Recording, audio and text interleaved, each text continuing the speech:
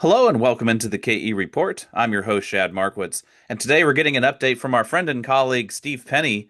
Steve is the founder and publisher of the SilverChartist website and trading platform, and it's great to have him back on the show. We last chatted in January, so we've waited all year for this. It's a big buildup, but there's so much going on the metals charts and on the currencies charts and in the sector that we follow that it seemed like a good idea to get Steve back on and just take a technical tour through the charts. And I am someone that follows his site very closely personally. I use it several times a week at least, sometimes several times a day if something is interesting and active going on. It's got a great community there, and we will put a link down below to the Silver Chartist website so you guys can go check it out.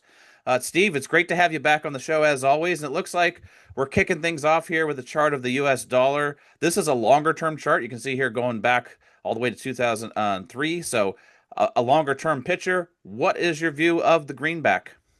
Yeah, interesting take here, and you're right. It's been way too long. It doesn't seem like it's been that long, but really enjoy connecting with you and your community. You've got an awesome group here, and it's really cool to see your guys' channel growing. It's definitely well deserved. You guys put out awesome content. You're just a wealth of knowledge yourself. I love picking your brain before these interviews. I always learn something from you before we chat. So thank you for having me back on. But yeah, looking at this chart of the dollar, I like to look at the bullish setup for our focus sectors, silver, uranium, gold, platinum, and the bearish sectors. We always have to keep both views in mind. I have a bullish outlook, of course, but I always want to look at those risks. And one thing that I think is maybe not many people are talking about is the potential for a surprise rally in the dollar. Not necessarily predicting that, but it's within the realm of possibilities, and no one's really talking about it. When I look at this chart, I am fundamentally bearish on the dollar, but technically, we're sitting right at the lower rail of support on this long-term uptrend channel in the dollar, and this is about as clean of a long-term channel as you can possibly get. And I like to say you have to respect support until it's invalidated. So this support is support until it fails. So we have to treat it as such. And I would not be surprised to see a bounce here in the dollar. And now, fundamentally, like I said, I'm bearish on it. But we have to remember before you say, Steve, what are you talking about? How's the dollar going to bounce? Well, you got to remember, as a reminder, when we look at this dollar index chart, we're measuring it against a basket of other debt-based fiat currencies, and they're all falling together. It just sometimes one is falling faster or slower than the others. So quite possible here we see a bounce in the dollar. If that were to come to fruition, if that would likely cause a pullback / consolidation in our focus sectors and could cause some really fantastic entry points. So it's just something to keep an eye on. Don't ignore this chart of the dollar. When you go into social media, everyone's all bulled up right now. Silver to 100, silver to 100. If you even mention the risk of a pullback, it's like sometimes people get mad, like you're not on the team silver. I'm on team silver, but I also have to acknowledge the risks. Now, when we look at the daily chart here for the dollar, it's below a declining 200-day moving average, so it is in a downtrend. However, it had fallen really far, really fast from going back to earlier this year when we last spoke. January marked the peak, this interim peak in the dollar up near just over 110. For the world's reserve currency to fall from 110 down to 96, that's quite the dramatic decline in a currency. And then it looks like we're carving out this base here. It stopped going down. Now we're starting to see kind of higher lows and threatening a breakout. If we close above this 200 and it close above the $100 level on the dollar, that would indicate more strength in the dollar and increase the chances of some pullbacks and opportunities in our focus sector. So watching this dollar chart very closely, it might be the most important chart I'm watching right now. Yeah, some great points there, Steve. And I think it was a great call that you made last time we talked where you thought there would be some weakness in the dollar. There sure was, from 110 down to 96. But we have nuance on this channel, Steve, so we're not going to beat you up if you say that the dollar could bounce. And it can, just like any chart can. And it would be then a headwind for the sectors that we're in, some of the focus sectors. So let's talk about one of the focus sectors, gold. Probably the big boy of the precious metals complex, and had a rip-roaring year. Really, the last couple of months have been wild. Got up to nearly 4,400, 4,398, but who's counting? And now it's pulled back about 10% to the 4,000 mark. So the questions are coming in. Where is support? Are we going to fall into the 3,900s, 3,800s? How are you looking at it from a big picture standpoint? And then we'll dive into the short-term picture. Yeah, going into this year, my measured move target was up around 3,000, maybe with an overshoot. So gold has exceeded my targets and expectations for this year. And I think it's, who thought gold was going to go to 4,400 this year? I mean, maybe there's some people out there, but, I thought 3,000, 3,500 was a pretty bold kind of target, and we've exceeded that. So I'm not super excited about chasing gold here. Ultimately, I think we're going much, much higher. I think well north of $10,000 gold in the fullness of time. But right here, right now, I see the risk reward ratio as not being very favorable. In other words, I see the upside potential over the next few months is about equal to the downside risk. Well, I think we can do better than that with a 1-to-1 risk reward ratio in other metals, other hard assets. So gold could go higher. My baseline scenario is that we kind of just go sideways here between 3,500 and 4,400 for a few months, perhaps even a few quarters. That may not be welcome news for too many people. Like a few quarters, we've just been going straight up.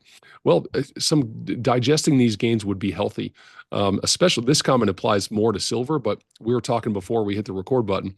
It would just be too easy. There's a lot of kind of Johnny come latelys, people who don't really have a deep fundamental conviction of silver and gold. They don't really understand debt-based fiat currencies. They just hopped on board because it's moving, it's exciting.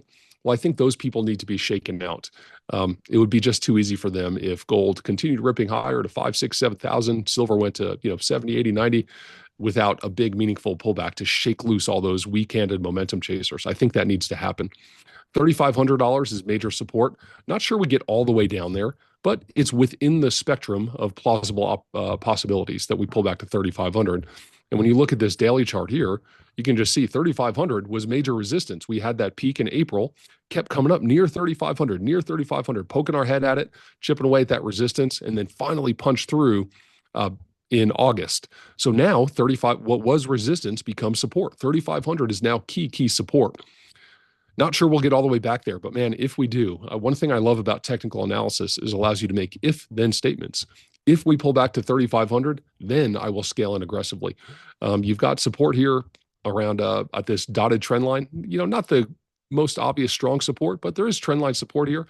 That seems a little more logical to me, maybe 3,700 and change as a pullback. There's also the potential, often when you get a big move like this, you might hear ABC correction. Well, the A move is the pullback. Then you get the bounce to kind of suck in one last round of speculators. And then the C move is where you make a lower low. That's still within play here in gold. I kind of thought that was a possibility in silver. That's kind of been invalidated. I know we'll talk about that in a minute. But this is just the potential path.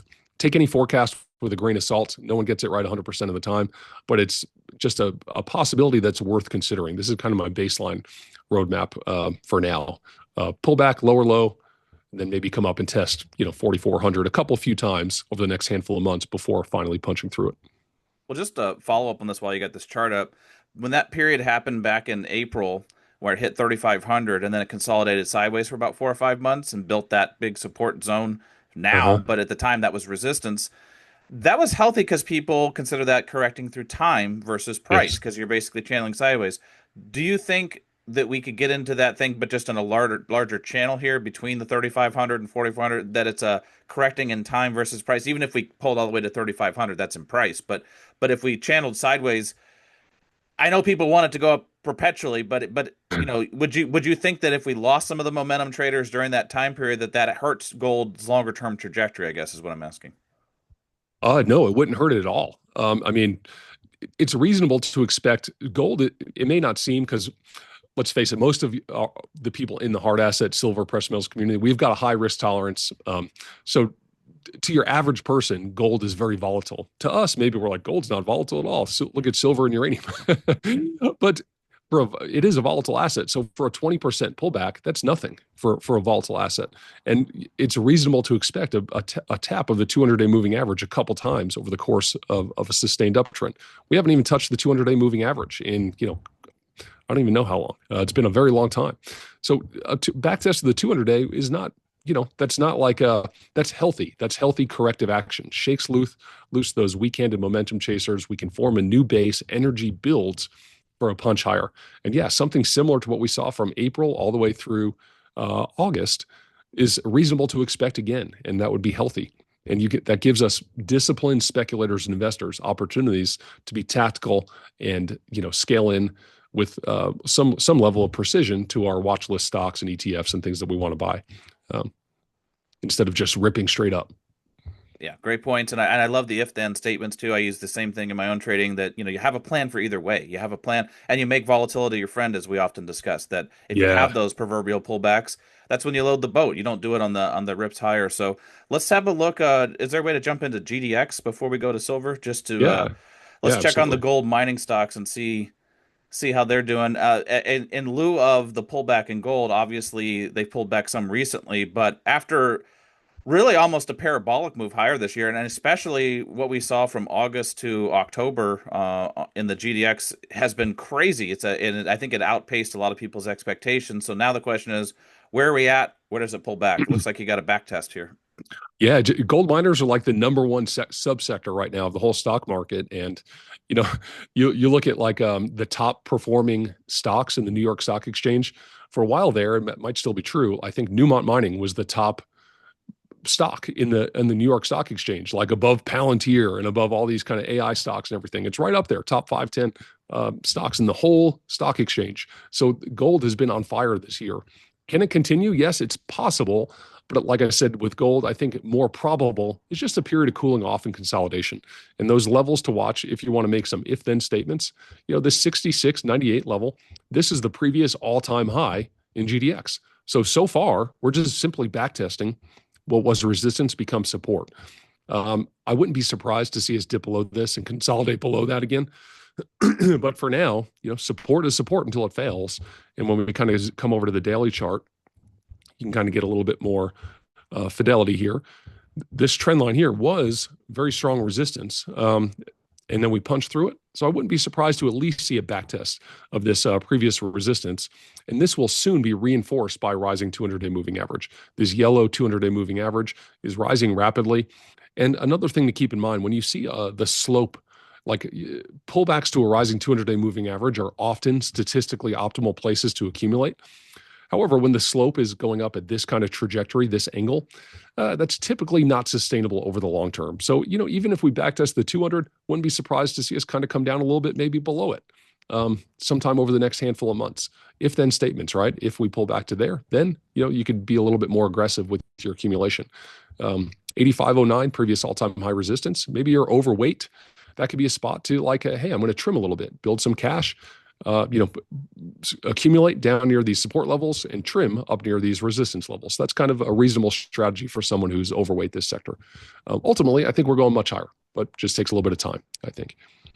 Well, some great comments there. And by the way, just in general, I track a lot of your trading on all these different charts and support levels and resistance levels. And you're pretty good at trimming when things get overbought. And you take heat for it typically. And I think you were getting more heat for it a couple of years ago until people started realizing, hey, you're kind of right to have trimmed there and right to have bought back. But like you said about that 200-day, the rising sloping line, definitely an area where you may want to look at as an accumulation point for your if-then statements.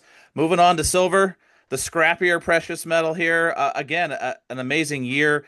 Steve, we never even got to celebrate it when it happened, but it cleared 50.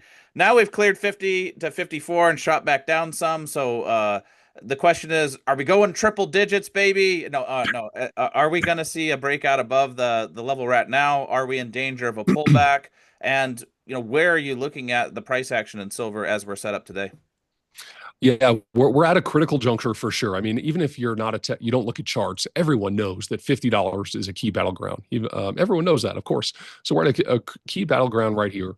And what I like to do with technical analysis and specifically silver is look at the range of plausible outcomes. Obviously, there's an infinite number of possible outcomes, but like what's actually plausible? Like I would say going straight to $300 silver, like could happen, but probably, let's not consider that.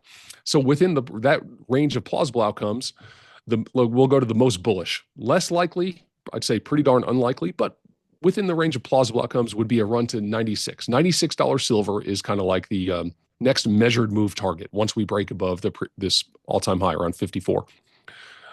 On the Can you other share how end, you're getting that number? Because I think it comes sure. from the extension of some of those cup and handle targets, or like the 45-year one and then the 13-year one. So maybe Yeah, nice to share absolutely. where that target comes from. Yeah, so we'll start with the most bullish scenario over the next, call a handful of quarters. So let me get that on a log scale. So this is the futures price of silver. And a lot of people have probably seen this chart. I mean, this is just a beautiful, this is like the mother of all cup and handle charts. This goes back to 1970 or 1980, by the way. So obviously $50, key resistance. So the way you get a measured move target, let's just use round numbers, $50. Let's just call this the peak. And then down here, the lows is about $4. So 50 minus 4, $46, right? That's the difference. So you add 46 to 50, that gives you a measured move target of 96. Give or take. Silver's so volatile, let's just call it 96. So once this is the exciting news. Once we break above this 54.47 high and close there for good and work off some of this overbought RSI, 96 is a reasonable target. It really is. It may seem unreasonable, but think of some other commodities like in the early 2000s. What was oil trading at? Down probably I think in the single digits, and then it went to 150 in 2008. So there's precedent for these kind of big moves in thinly traded commodities. So that's kind of the most bullish outcome over the next few quarters. Now, conversely, the kind of bearish outcome, which is very possible in my opinion. And let me just pull up the daily chart for silver here. I'm going to use silver futures on this one. So potential. I'm not predicting this, but it's within the realm of possibilities. Potential double top here in silver. So came up to 53.77 here on October 17th. And then just this week, a couple days ago on Thursday, got up to 54.41 in overnight trading, late Wednesday night. So you can make a case this is a double top. So what obviously, we ran into resistance, but what is a double top, the textbook definition? So you would take the low here. So what would confirm a double top is if you break below this 45.51 low. So the difference there between the two, let's just call it $9, 45.51 to 54.41. It's about a $9 difference. So if you break below 45.51, you take that difference, $9, and you subtract that off of 45. So that would give you about 36.50. So to me, that's like the extreme bear case scenario over the next handful of weeks or months or quarters. So you got up to 96, extreme bullish, down to 36, extreme bearish. So the key here to me is strategy is greater than predictions. I would say position yourself in such a way that you're happy if we go to 96 or if we pull back to 36. And that's what I've done. I've got my long-term account where I'm not touching it. I'm going to ride through all the volatility on the way up to my ultimate targets. And then I've got a account, I call it my volatility account, volatility advantage, where I can use volatility to my advantage and capitalize on these wild swings. So if we go back to 36, I've got my cash available. So those are the options. Now, I think what's the most likely is that we remain kind of range bound between 45.51 and then up here near $53, $54. Kind of take a few months, just kind of going backways, turning sideways is what I meant to say, sideways between this range. And then you can accumulate, down near the lower end. If you're overweight, maybe trim a little bit up near the upper end and just kind of be patient over the next few months. I think that's the most likely scenario. We haven't even touched the 50-day moving average on this pullback. Or the 200. Well, you haven't been at the 200 in forever. Yeah, for sure. I mean, we're at some point, we're going to at least test the 50. So yeah, I'm bullish on the metals, but a cooling off period here is most likely and would be healthy. Well, and just if we got into that channel and we were between, let's just say 54 and 45 or 46, we talked about this off mic from the perspective of the mining stocks, the silver miners. Yeah. They haven't really even digested the rocket ship ride from the high 30s into the $50 range. We shot right through the 40s, and it would happen in a month or two. And so, if you look at what happened between August and October, I don't think that most of the quarterly reports that come out and I don't think even analysts have digested these numbers. So it'd probably be healthy to get stuck in that channel. There's also on this chart, you got the 50-day, but you have a trend line down there, and then you also have that $40 lateral support, and then you have the 200-day moving average. So there's multiple stops along the way. It looks like, would you use each one of those as an accumulation point, or is there one out of those couple that would be your favorite accumulation point? Well, my favorite is the lower one. I wouldn't necessarily want to see it go down to 35, but that's possible. I mean, you can just see this very strong support here, similar to $3,500 gold was resistance for a long time. Well, $35 silver was resistance for a long time, and then we finally punched through it back in June of this year. So that's major support. within the realm of possibility we get back there. But yeah, that's my exact plan, Chad, is just if then statements. If we pull back towards 45.51, I'm going to scale in. Keeping some available. If we get down to 40, scale in a little bit more aggressively. But between 35 and 40, not expecting that, but if that happens, man, that's where I would buy Load the boat. Yeah, pretty aggressively accumulate for sure. Okay. Well, let's shift over to the silver stocks. I think we're going to look at it through the lens of SILJ, which is a good ETF for tracking.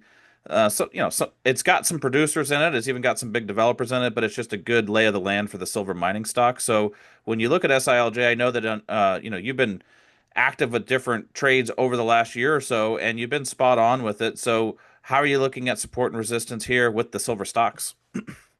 Yeah, this chart here, this is the longest. This goes back to the ETF's inception back in what was that? Move our picture there. Yeah, 2012. So this is far back as you can go in this particular chart. And I like to just do a thought experiment. You see these big run-ups. Previously, like in 2016, we went from 4 to 20, almost 5x move in just a handful of months, 6-7 months. It's good to go back and look at how would I've handled this? Would I've sold the second we got overbought in the daily RSI? Would I've scaled out along the way? Would I have just held and said we're going to the moon and then, not sold any? And then it took however many years to get back to 20. So these are good thought experiments. Technically, right now, 2161 was the previous all-time high. Right now, we're just back testing it, just like on GDX. Broke above it, back testing it.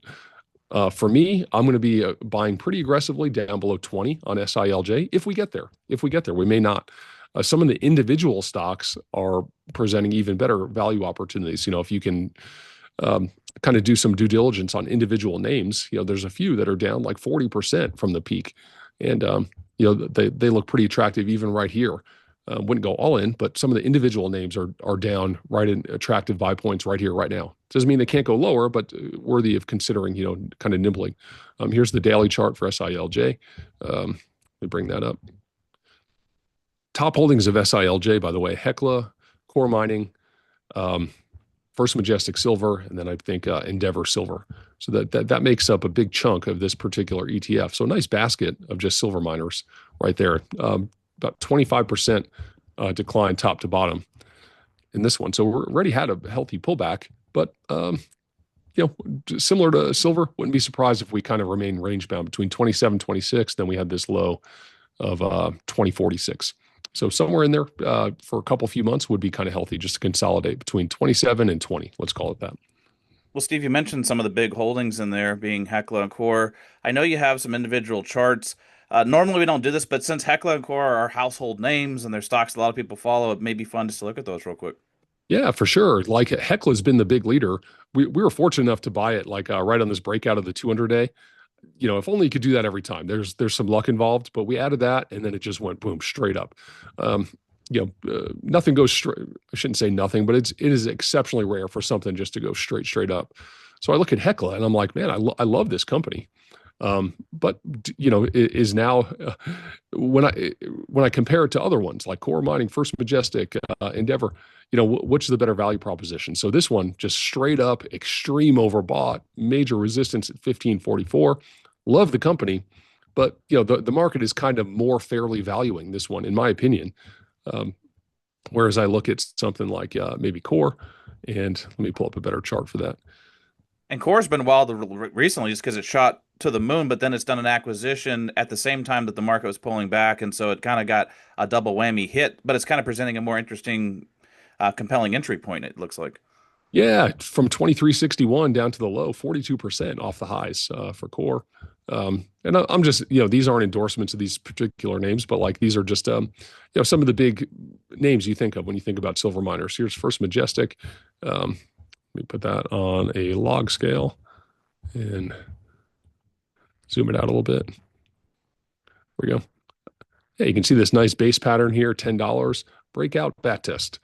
Still well below its peak from that silver squeeze day, got up to 24. So here we are down closer to 10. So, I like the look of these charts. I'm not in a rush to buy them. Like full disclosure, I don't own First Majestic. But, I like the look of the chart. And, I'm willing to be patient, like on some of these individual stocks and the ETFs and just wait. I'm set up. So if it runs away to the upside, hey, that's okay. I mean, obviously, I wish I accumulated more, but I'm willing to be patient with if then statements, buying, being tactical, buying on pullbacks to key support levels. One of the three you shared, it looked like Hecla was hitting that long-term resistance where it's maybe the least attractive. At Yeah. least First Majestic here has pulled back to a previous kind of support level, and Core has pulled back the most. Again, maybe for some fundamental reasons in the mix there, but also more compelling from a technical standpoint. So lots of interesting trades in the on the silver stocks, and if you want to follow more of those, you can obviously go check out Steve's site, and he gets into the nitty gritty. But let's get into another always volatile sector, one that we both love, uranium stocks and uranium itself. You're using the Sprott Physical Uranium Trust, the SPUT, as a really a read on the uranium price itself. So how are you looking at the SPUT? Yeah, to me, like your uranium is one of the most compelling value propositions here. I mean, I used to say silver is like one of the only commodities on the planet trading below its all-time high, like half of where its all-time high. Well, now it's right up at its all-time high, still undervalued, I think. But uranium has been as high as 150 back, 147 back in 2007 or eight. I can't remember exactly which one. I want to say 2008, 2007. One of those anyway. 150, 147, and here we are about 75 on the spot price. So it's about half of its all-time high. And I think the supply-demand fundamentals are even more compelling than it was, back in 2007 when it ran up that high. And if you adjust for inflation, like you were talking about before, or we talked about before, that gives you about $200 price on uranium target to get back to the all-time highs adjusted for inflation. With Sprott Physical Uranium Trust, got this pretty clear triangle pattern forming just above a gently rising 200-day moving average. So we're looking at the 200-day moving average for what was it, silver or silver miners before that was just kind of going up. We're talking about the slope of it going almost straight up. Conversely, like the Sprott Physical Uranium Trust, see, it's kind of flat, but it's upsloping. That's like a more solid floor of support. So any pullbacks to the 200-day, I think, are attractive in the Sprott Physical Uranium Trust. Uranium is one of those metals that's like a pure supply-demand story. The world needs more uranium. The price is too low to incentivize the production that's needed. And I think ultimately the price is going to have to rise. We always like to look at risks too, right? So to me, one of the risks is there's like the uranium doesn't need this AI data center demand, and it doesn't need small modular reactors. But those are kind of like the exciting prospects that have gotten a lot of news lately. So, any kind of potential, I'm not predicting this, potential kind of bursting of the AI bubble, or if just some air comes out of that, those expectations, well, that could kind of hit uranium over the short term because it shifts the narrative. It doesn't necessarily shift the supply demand fundamentals in a way that we're going to be in some kind of surplus. But, that's a short term risk where if that were to kind of happen, you can get some really good bargains. But technically, we're within this triangle pattern above a rising 200-day. We're in an overall primary uptrend. So I think dips are for buying. Clear resistance here at 2050 on SPUT. I'm so glad that you mentioned the point about AI data centers too, because for the longest time, the thesis for uranium and nuclear power was the build out of more reactors out of China, in the Middle East, in South America, and just the refuelings of the one we have.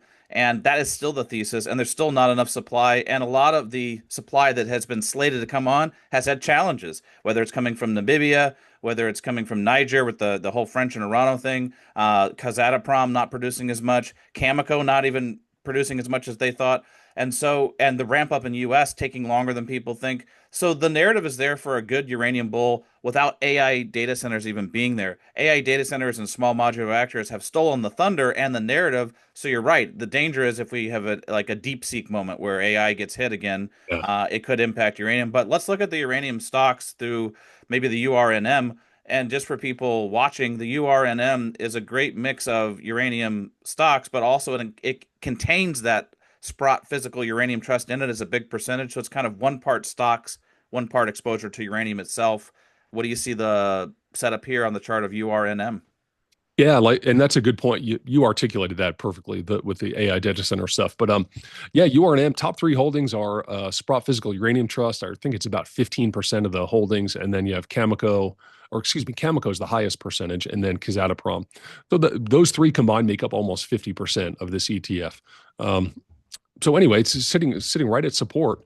53.50. We briefly dipped below it this morning, now closing back above it. I mean, that's just obvious horizontal support. Will it hold? I don't know. I mean, so if then statements, right? I mean, this is a pretty good spot, I think, to nibble a little bit, accumulate.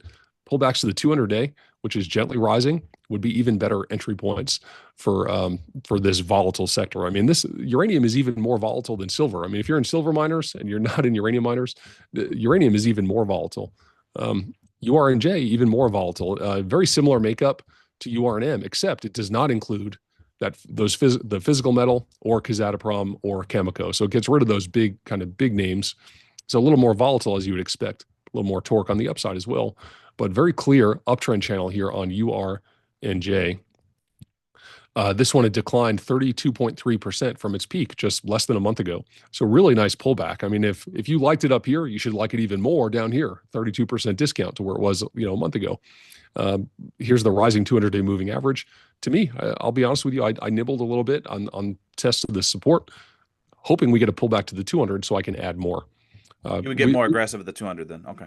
Yeah. In my volatility portfolio, where I give myself permission to buy and sell, we're fortunate. I don't claim to be able to do this. Like no one can sell the day before the peak, but I fully exited our URNJ right here the day before, and we did the same with SILJ. So I've reaccumulated about half of my shares, my desired position here. So not bad. Sell up here and then buy half back here, and if we come back here, I'll probably load up a little bit more. So Let's address that real quick, Steve, just because, again, you do a good job. I remembered you posting that day, and I had already done the same thing. And I was like, okay, we're on the same page here because I had trimmed some UEC and some energy fuels, a couple things when it was getting up there. But if you ever suggest that you should trim, like you say, you're a trader. How could you give up on that? Even if you're long-term bullish, people are like, why would you trim when it's going to $140 again on uranium and when these stocks are going to quadruple from here? Just talk about how you approach trimming and then re-entering trades, because you do it all the time, and nobody gets it perfect and nobody gets it right all the time, but you're more right than wrong on a lot of your trades. So just what makes you want to trim and what makes you want to buy? I know that we're talking resistance and support here, but just put a little color on it.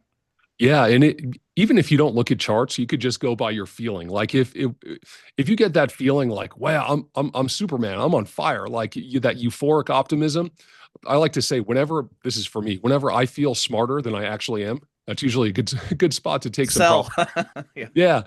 Conversely, like when you're just despondent, you're like, oh man, and then it goes lower, and you're like, oh man, what am I doing? Like, what am I even doing in these sectors? Should I just buy the S&P?